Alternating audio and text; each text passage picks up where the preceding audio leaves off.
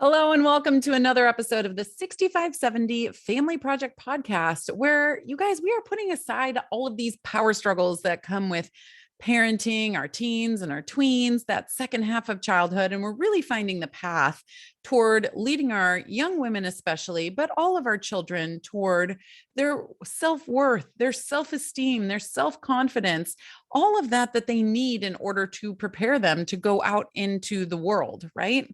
And today I really want to talk to you about how to build. I mean, essentially that is it. So there is a sequence in that. It isn't just a haphazard. It isn't just survival mode. How do we actually build our kids toward the end of this 6570, which the 6570, if you've never listened to this podcast before, is how many days are in 18 years. So that's really our parenthood, childhood window that we have there.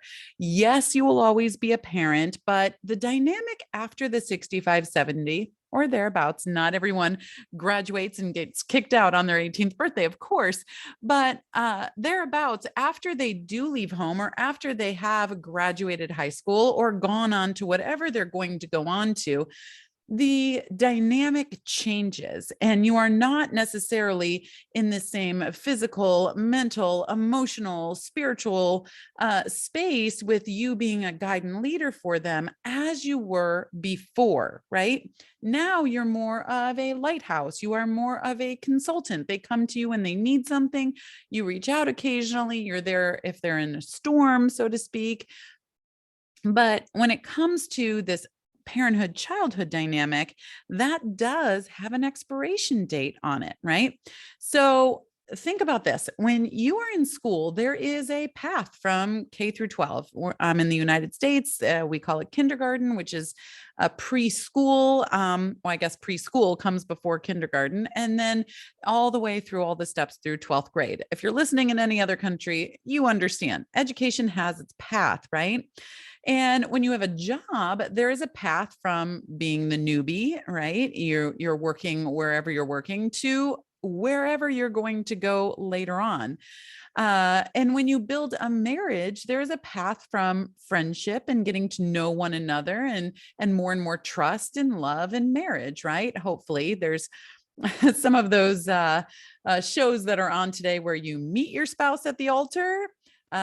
I'm not going to say always, because there's always an exception. That is the one thing I can always say is there's always an exception, but 99.999 infinity, that does not work. Why? Because you don't have that base there. But when you're building a person, which is what we're all doing as parents, there's also a path there too. And just as every relationship is unique to its details, the basic steps are also unique to you in how you do that. So many of you know I call parents family architects because we are literally building the beginning of someone else's life. That's a big job, right? The 6570 Family Project is our project as a family architect. Now, is it our only project in our lives if we are a parent? No, absolutely not. But when it comes to being a family architect and raising another person, building the beginning of their life that all of their foundation is going to be built on, the 6570 Family Project is our greatest project in that realm. So when we are there, you start being their everything, right? At the beginning, you are their everything and you are serving their needs. And then in the first half of childhood, you are building their sense of security, right? Their security of you, your family, their surroundings, their world. It is the essence of really raw and native trust that you are building right there, right? Truth and trust are what many relationships are built on. When they're younger, I mean, truth is, I did brush my teeth. I actually didn't brush my teeth, right? That kind of trust. We're teaching them those things, but, or truth, we're teaching them those things, but the trust is really, really being established in those first years. But then comes the second half of childhood, and you're like, what? what is happening, right? You have gotten used to this. I tell you what to do and you do it mentality, right?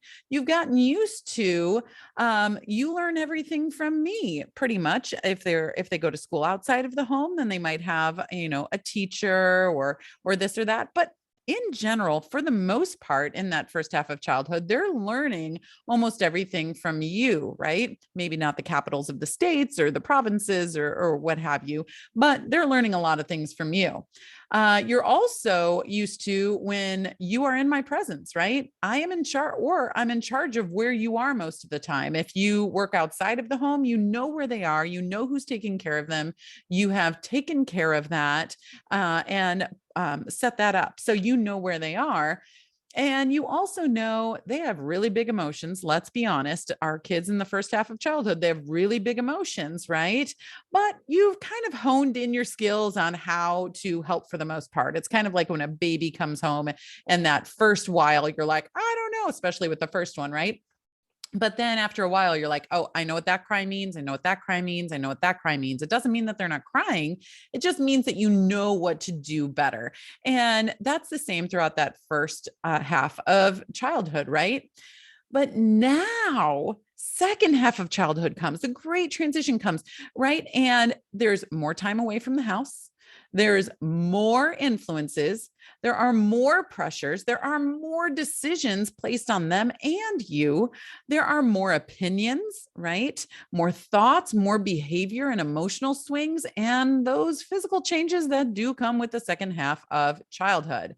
So you knew exactly what they wanted, but now you don't. And so many parents are going, I don't know. I was so scared of this era, and I don't know what to do. And I'm just going to go into survival mode. I'm going to ask them, how school was. They say, fine, good, check the box. They're getting an A in school. Great. Check the box. We're all good.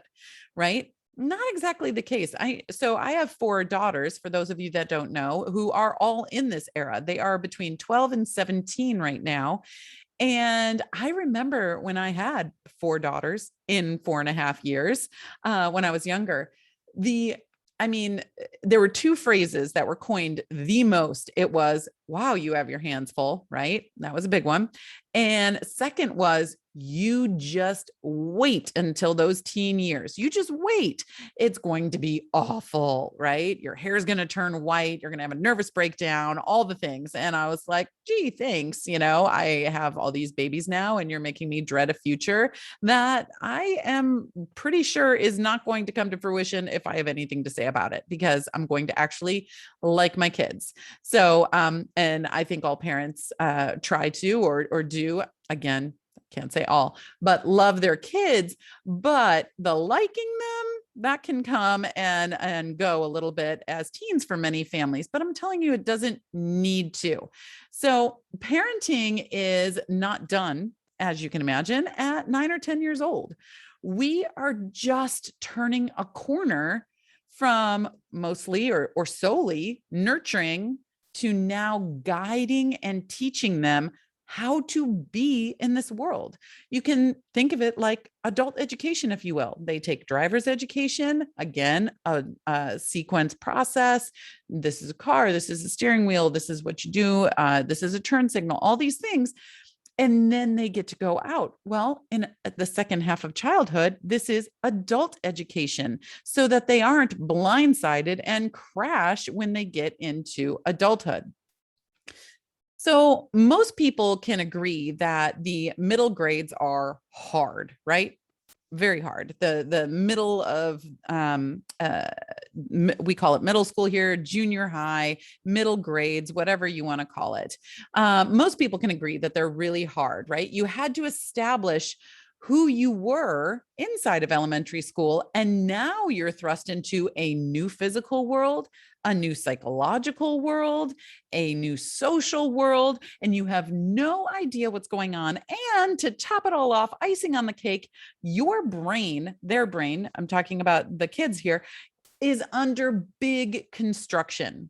So thinking isn't all it's cracked up to be, yet they have adults telling them what they should and shouldn't do all the time and questioning why in the world did you make that choice, right? And getting really power struggly with them. Not a word, not a phrase, but we're going to use it here, power struggly. And so that is what is happening there.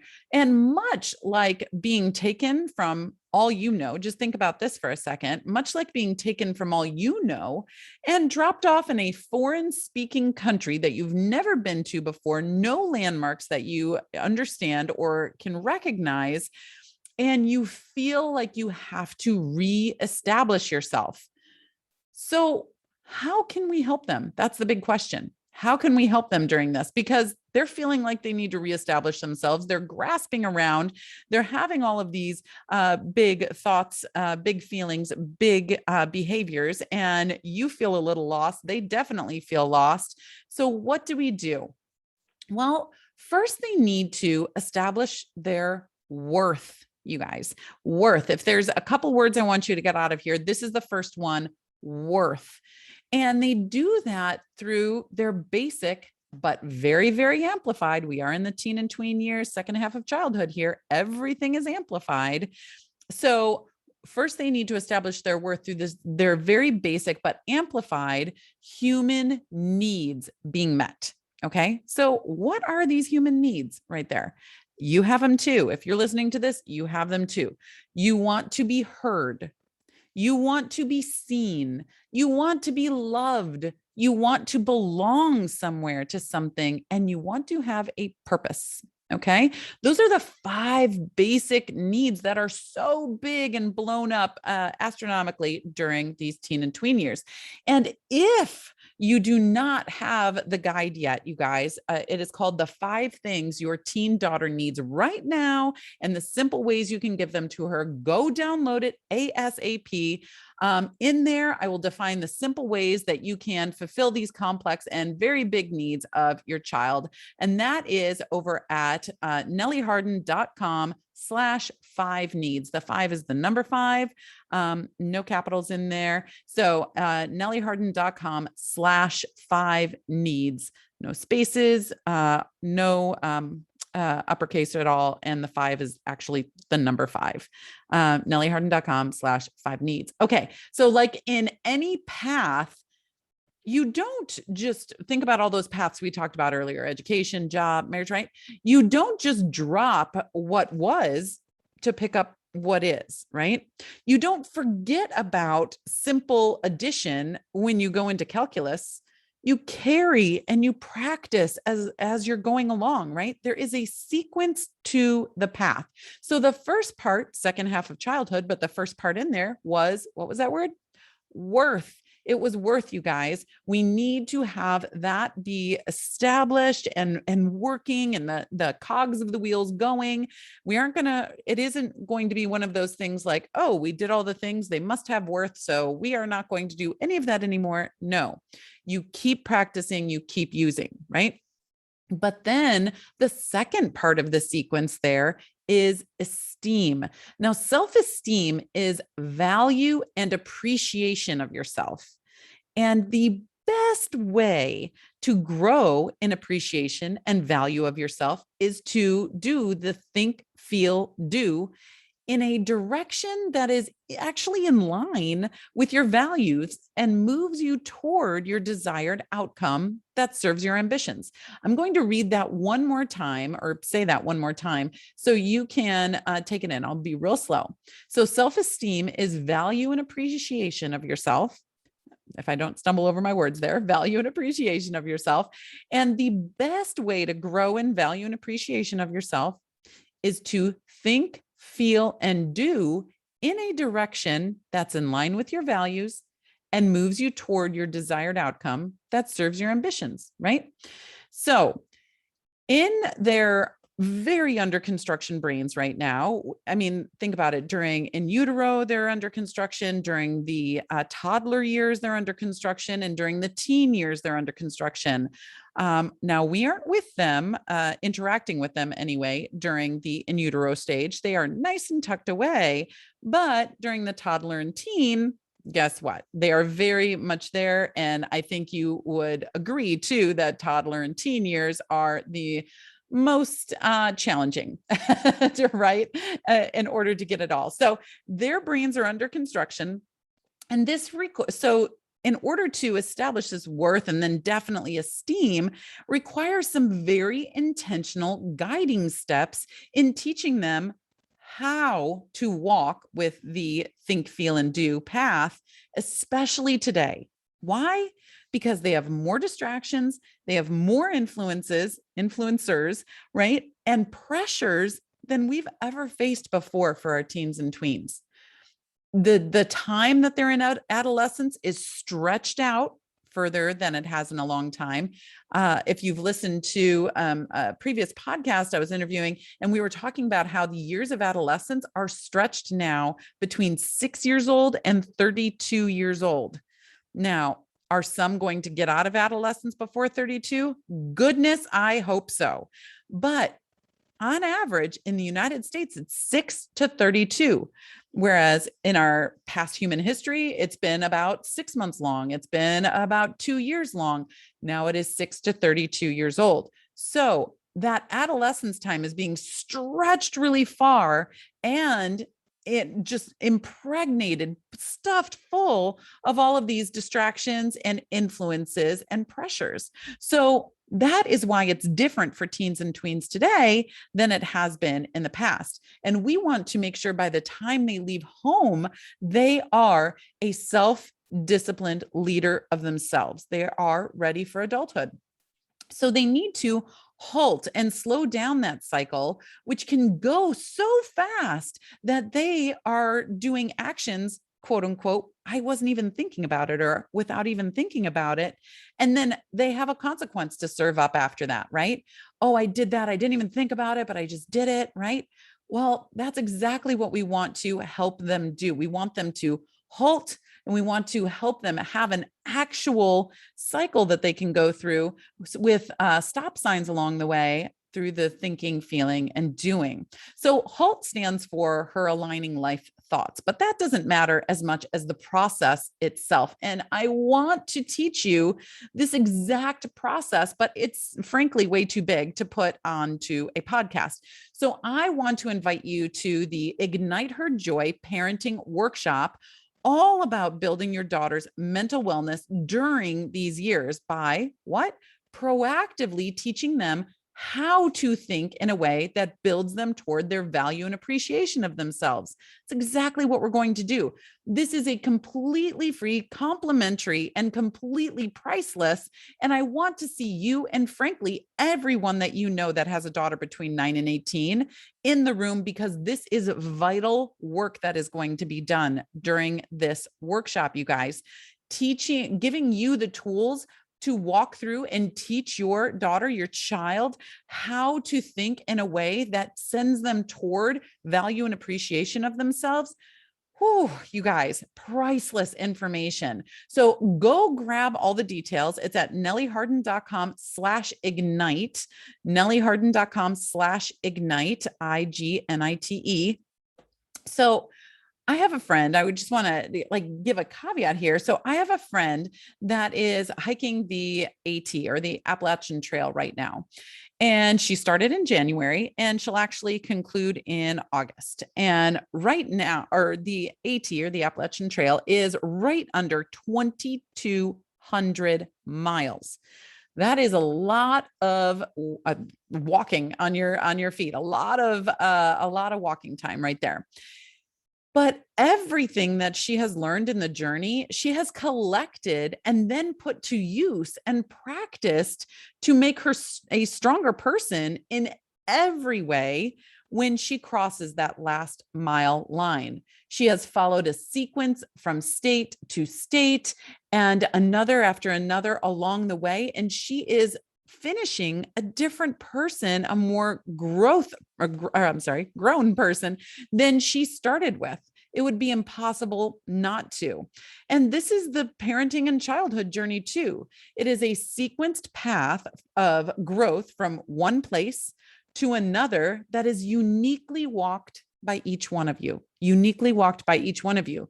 The first half of childhood establishes a certain set of needs, and then the second half of childhood requires and begs for an upgraded set of needs. And worth and esteem are the first two stops, the first two places in this sequence of this journey in the second half of childhood. And I cannot wait to share more with you inside of the Ignite Her Joy workshop. Now, go now, reserve your complimentary spot. Remember, it's nellyharden.com/ignite, and I will see you in there. Thanks so much.